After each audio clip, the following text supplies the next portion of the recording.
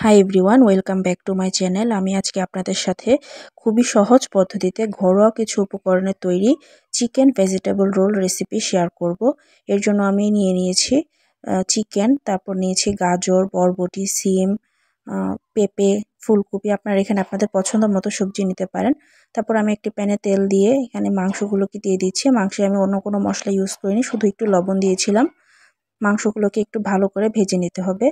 মাংসগুলো ভাজা হয়ে গেলে এর মধ্যে আমি একটু সয়া সস দিয়ে দিব, আর একটু 1 চামচের মতো আদা বাটা দিয়েছি। এখানে আমি রসুন বাটা বা অন্য কোনো মশলা ইউজ করছি না। মাংসগুলো একটু ভাজা হয়ে গেলে এরপর আমি একে একে সবগুলো সবজি দিয়ে দেব।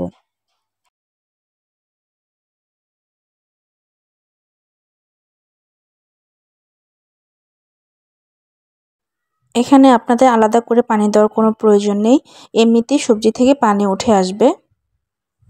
এরপর ঢাকা দিয়ে সবজি সেদ্ধ হওয়া পর্যন্ত অপেক্ষা করব। সবজি সেদ্ধ হয়ে এলে এখানে আমি একটু কর্নফ্লাওয়ার দিয়ে দেব। কর্নফ্লাওয়ার দেওয়ার পর সবজিটাকে খুব ভালো করে নেড়েচেড়ে নিতে হবে।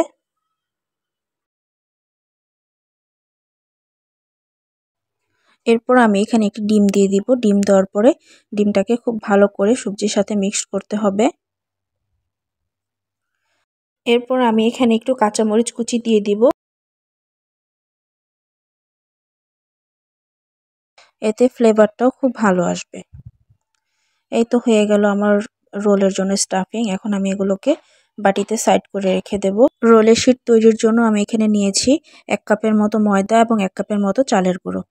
এখানে আমি দিয়েছি অল্প একটু লবণ, 1/2 চা চামচের মতো লবণ দিয়েছি, আর 1 চা চামচের মতো আদা বাটা দিয়েছি। এখানে অল্প অল্প করে পানি দিয়ে খুবই পাতলা একটা ব্যাটার তৈরি করে নিতে হবে। ব্যাটারটা খুবই পাতলা করতে হবে, তা না হলে শীটটা মোটা হয়ে যাবে, ভারী হয়ে যাবে। আর শীটটা ভারী হলে রোলগুলো খেতে ভালো লাগবে না। এখানে আমি অল্প অল্প করে পানি দিচ্ছিলাম আর ব্যাটারটা তৈরি করে নিচ্ছিলাম। ব্যাটারটা কিন্তু একদমই পাতলা করে করতে হবে।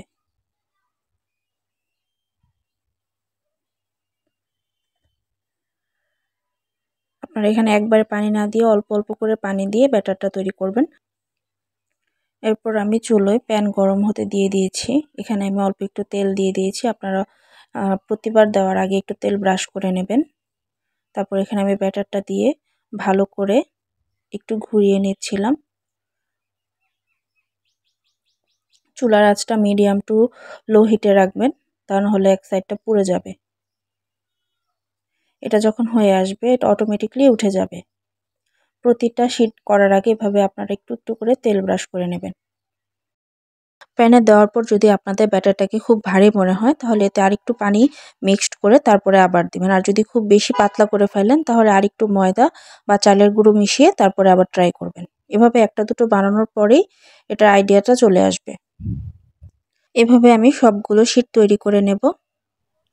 শীটগুলো অল্প একটু ঠান্ডা হয়ে আসলে এগুলোকে আমি ছড়িয়ে এর মধ্যে স্টাফিংগুলোকে দিয়ে দেব। স্টাফিংগুলো দেওয়ার পরে শীটের 2 পাশ থেকে একটু ভাঁজ করে এটাকে মুড়িয়ে নিতে হবে। এভাবে প্রতিটা রোলে আমি তৈরি করে নেব।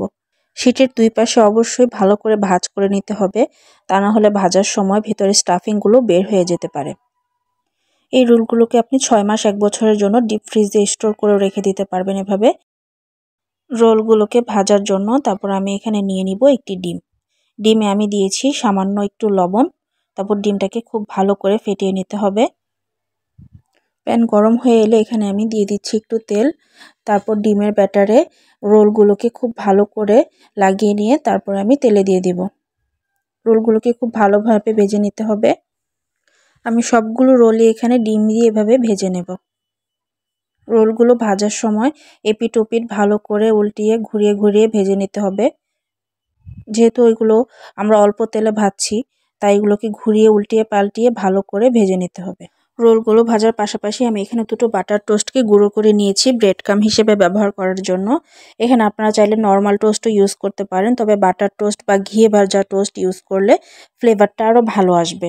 এখানে আমি রোলগুলোকে ভাজার পরে ওই টোস্টের গুঁড়োর মধ্যে রোলগুলোকে খুব ভালো করে কোট করে নেব।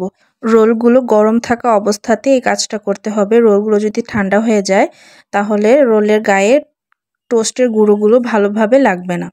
এই রোলটা খুব সহজেই তৈরি করা যায় অল্প কিছু উপকরণ দিয়ে, আর খেতেও খুবই সুস্বাদু হয়। যারা সবজি খেতে পছন্দ করেন না তারা এভাবে ট্রাই করতে পারেন। বিকালের নাস্তায় বা বাচ্চাদের টিফিনে আপনি এই রোলটি খুব সহজেই বানিয়ে দিতে পারেন। আপনি চাইলে শুধু চিকেন দিয়েও রোলগুলোকে বানাতে পারবেন, অথবা শুধু ভেজিটেবল দিয়েও রোলগুলোকে বানিয়ে নিতে পারবেন। রোলগুলোকে ভাজার পর এভাবে টোস্টের গুঁড়োর মধ্যে কোট করার চেষ্টা করবেন, এতে রোলের স্বাদটা আরও দ্বিগুণ বেড়ে যাবে। ভিডিওটি যদি ভালো লেগে থাকে প্লিজ একটা লাইক করে দিবেন, আমার চ্যানেলটাকে সাবস্ক্রাইব করে দিবেন। আজকে এই পর্যন্তই, আল্লাহ হাফেজ।